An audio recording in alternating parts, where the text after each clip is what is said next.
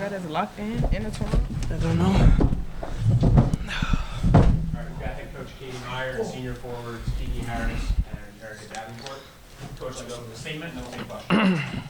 You know, it was a game of runs, and we knew it would be. When I watched Syracuse on film, when they beat Florida State, and even their last game at NC State, I was like, wow, they're one of the best teams in the league. They looked like the best team in the league against Florida State. They were locked, they were loaded, they hit big shots. Tonight we invited some early three-pointers, but it was, we were inviting the people we wanted to shoot them for the most part.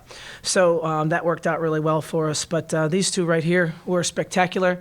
I felt it coming. Kiki has been very, very verbal in her commitment and how great she wants to be to finish off her senior year. And she's working hard, and it's absolutely, it usually works out. Someone decides to say out loud, I want to be great. It usually works out. And it's been working out for Kiki because I just needed her on the court the entire game. I also needed Erica out there the entire game. And Erica just, at this point, double-double in the ACC, she's probably around average in that, and that's just incredible with the people that we're playing against. So she's heart and soul and doing a great job. So, our Syracuse is great, and it turns out Miami's pretty good too, and that's a great win for us. Questions? The last couple games were a little rough for you guys, but what was different energy-wise today? Well, Clemson wasn't too rough. I thought that's a huge road win for us, and then we kind of had our working woman kind of attitude. And today, the energy at the start, we got in a running game with Florida State, and they were better at it than us. We had to learn that lesson. So we got in the spot running game with Syracuse. They ran early, we ran back. I think we have more depth than they do, and that really kind of helped us in the first half. But there was some lulls in the third quarter there where I don't think anyone on my team even knew their name. They were so tired, because not only are you playing fast offense, but you've got to guard all of their players, 25 feet and in. And that's a hard task. So our zone traps worked pretty well, but I told Q after the game, their coach, I was like, you're not going to miss – that team's not going to miss that many threes when you get in. We had it was a good night for us, and we stuck to the game plan, very disciplined. Eric, obviously you knew they were coming out of the 2-3 zone. How were you able to carve a spot down low and rack up 21 points? Just being available to my teammates. I just knew that it was going to be a lot of pressure on the guards. They're young. And being so anchored by our post play, I knew I would have to step up big tonight. So I had to do what I had to do. And Kiki, coach was talking about how you wanted to be more vocal and be great this season. How have you done that so far? Well, I'm known for talking. So I felt Boy, is she. I feel like instead of talking more, to commit to doing. And once I do it, then I'll be able to talk. So. Yeah, she was all over the place.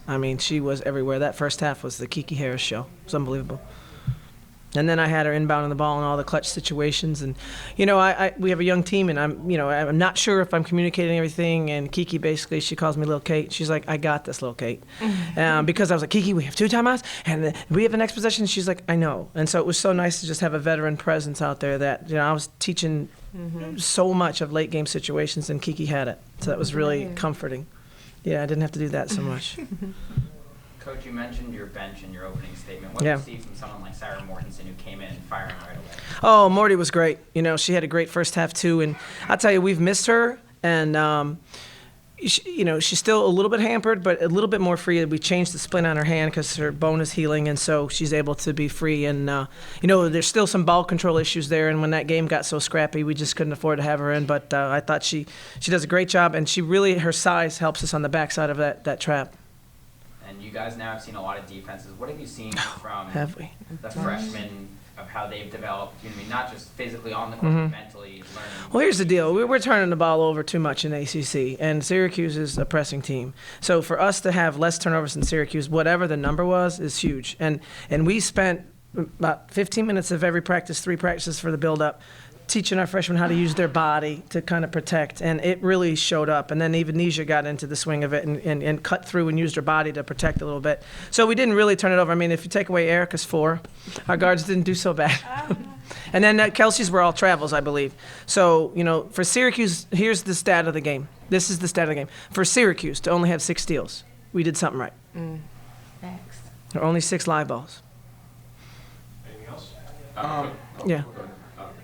Coach, you said you felt this was a game of runs for Syracuse in the third quarter. They had a couple. So what did you say to your team to refocus? You know, we were playing without determination. We had no purpose. We were just kind of looking at the clock saying, when is it going to be the fourth quarter so we can wake up? And I called them out on it, and I just said, you got to be more determined. And, you know, the game can be balanced right now, and you're not realizing it. And so they kind of woke up. But here, the other thing, I think we were struggling offensively. We couldn't score. Mace wasn't having a great night, but we called the play specifically for Mace. We got the ball to her. She made a big time, you know, I'm a world champion type player move, and then the next play we were able to go back to Erica. But we needed that bucket from Mace because they were, you know, Erica was getting too much attention. Coach, you said it was a game of runs, and you said it was a young team. What does it say about your team over the past few weeks to be able to overcome adversity? Not just over the last couple of weeks, but tonight when Syracuse was going on their runs. Yeah, every time they shoot the three, you think it's in. I mean, when you've watched them on film as much as we have, you just think it's in. So no lead was safe. The long rebounds were really, really important. But, you know, they were going to hit a few. They were going to hit a few, and that was just a matter of how we responded. And like I said, I never felt anything slipping away. You know, I think mainly because you expect Syracuse to hit, they can hit 4 threes in a row, then they can miss 4 threes. You got to be able to withstand it, and I thought that they were prepared emotionally, I think, for the game. Anything else? Erica, you have 6 double-doubles this season. How many in her career? For 8. 8 double-doubles for your career, but 6 this season. What's changing this season for you that you feel that you're able to go out and do that? Being a senior. I just really feel like I have to lead this year. My role in the past was a little bit different. Having a Jessica Thomas and an Adrienne Motley and a Kiana Hayes, it was, you know, I could kind of hide behind the black curtain and play when I felt like playing, but now it's show up every night and perform. So I really committed to that every night, so it's worked out for me. And I will add that her defensive discipline, she fouled out a lot before. She got in a lot of foul trouble.